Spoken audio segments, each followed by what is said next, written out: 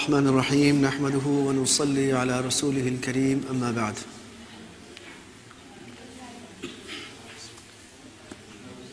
In Surah Nahl, Allah subhanahu wa ta'ala gives the example of an old lady.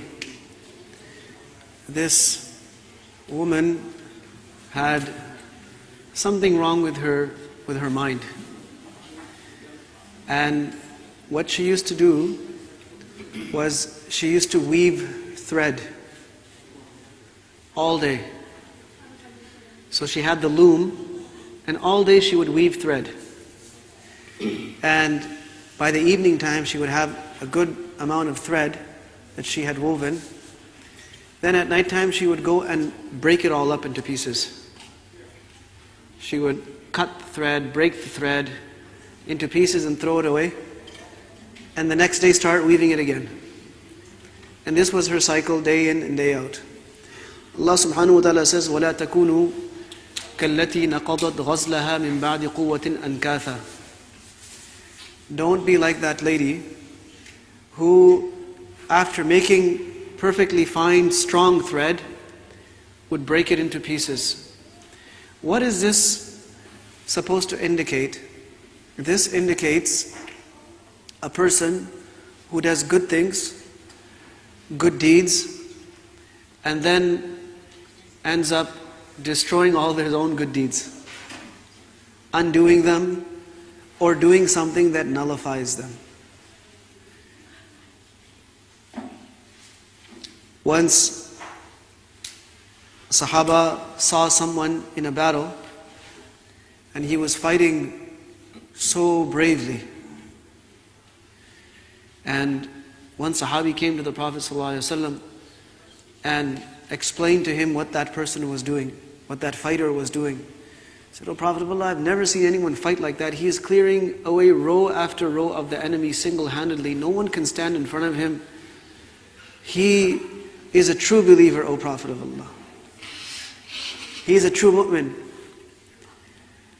And the Prophet ﷺ said, "Or he's a Muslim."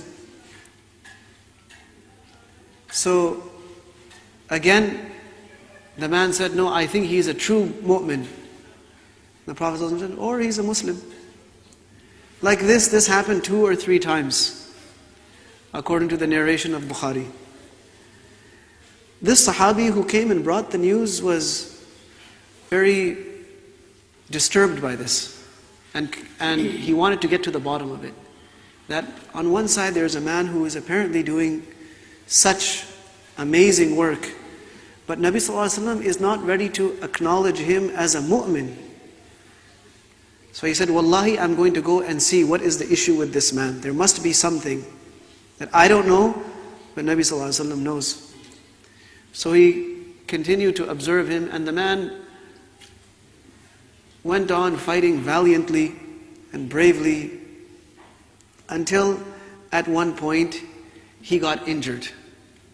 He got injured apparently on his arm, and the wound was quite severe, and he could not bear the pain. He struggled with the pain. He was not able to manage it or endure it. Eventually he gave up on trying to put up with the pain. He took his sword and put the hilt down on the ground, and the hilt down means the handle, down on the ground with the tip of the sword up, and he plunged on top of his own sword and committed suicide. And this is how he died.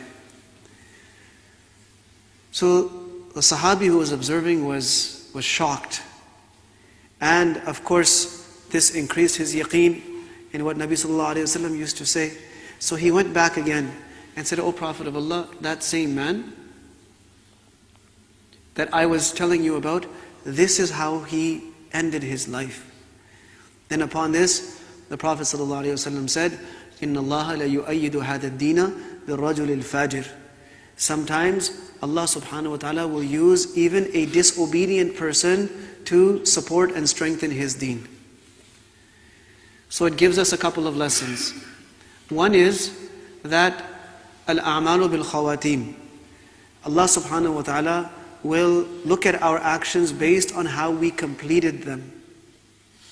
Did we even complete the action or not? Or did we start it and then let go? Or did we start a process in our life and then not complete it towards the end of our lives? Sometimes a person says, I used to do this and I used to do that and I used to do that.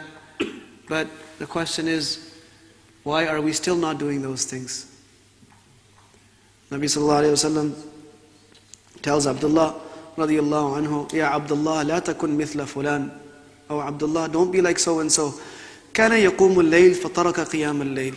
He used to pray at night, he used to pray his tahajjud very regularly, but then he stopped praying. So don't be like him. And sometimes what happens is it's not just a matter of being irregular in the deed or not being continuous. Sometimes a person falls into the pit of sins. And in this way they undo everything, all the good that they have done. So good deeds eradicate bad deeds. إِنَّ الْحَسَنَاتِ يُذْهِبْنَ السَّيِّئَاتِ ذَلِكَ ذِكْرَى لِلذَّاكِرِينَ. Good deeds erase bad deeds. So when we go into this phase of doing good deeds, all the minor sins are gradually, eventually washed away, and Allah subhanahu wa ta'ala gives us many, many excuses for this. We've talked about this before. A person makes wudu, the sins start falling off their body just by making wudu.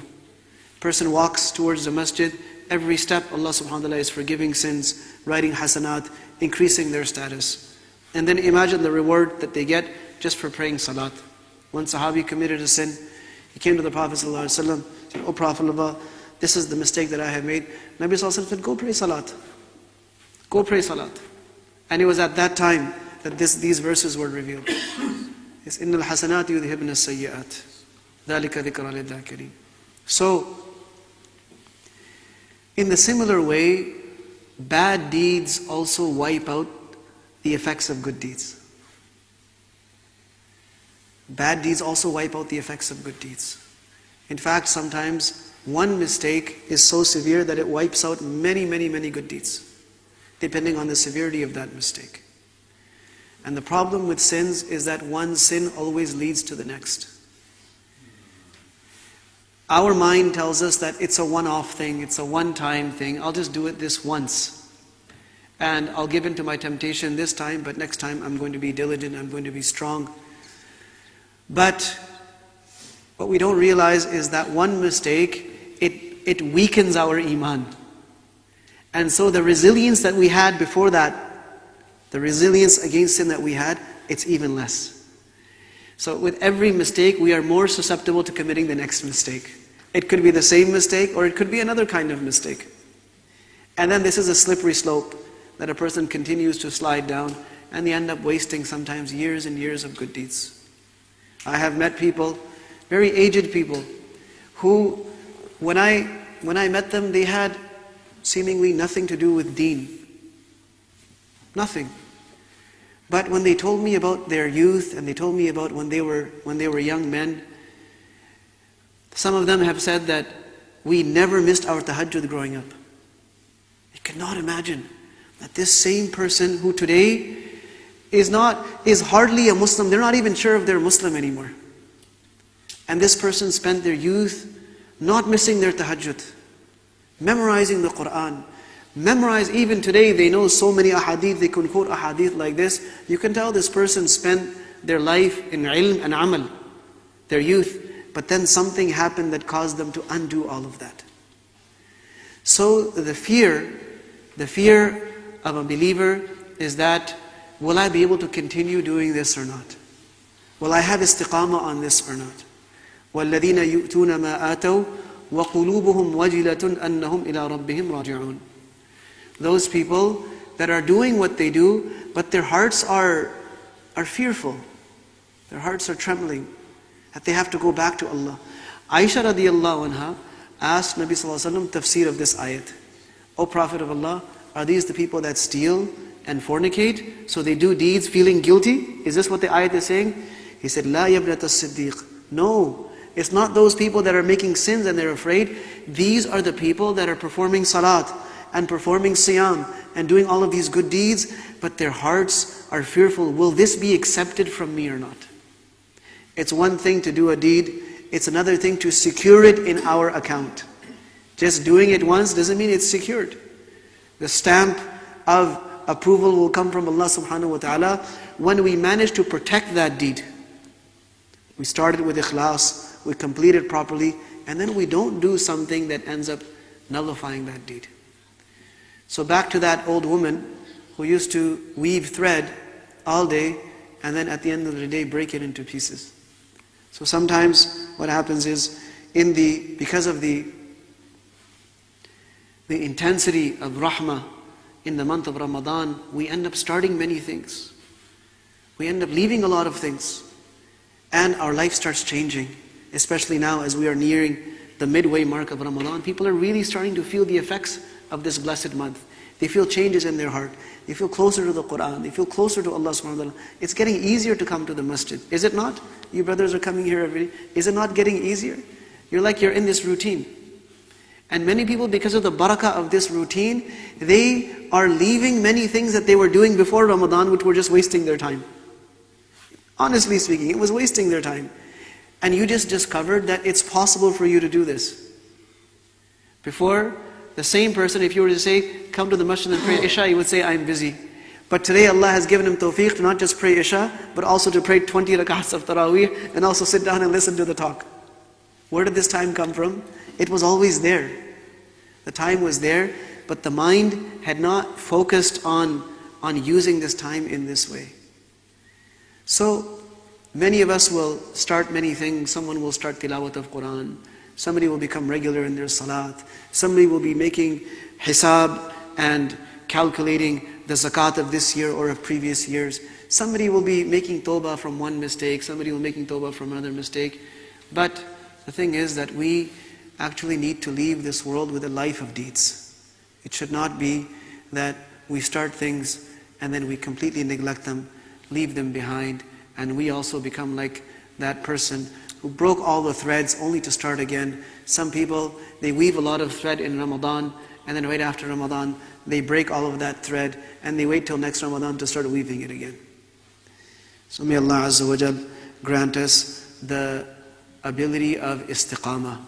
And may Allah subhanahu wa ta'ala enable all of us to end our lives in a way that is pleasing to Allah subhanahu wa ta'ala.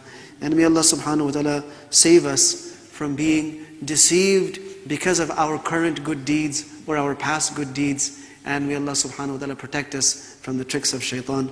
Wa sallallahu wa sallama wa baraka ala nabiyyina Muhammad wa ala alihi wa ashabihi ajma'in.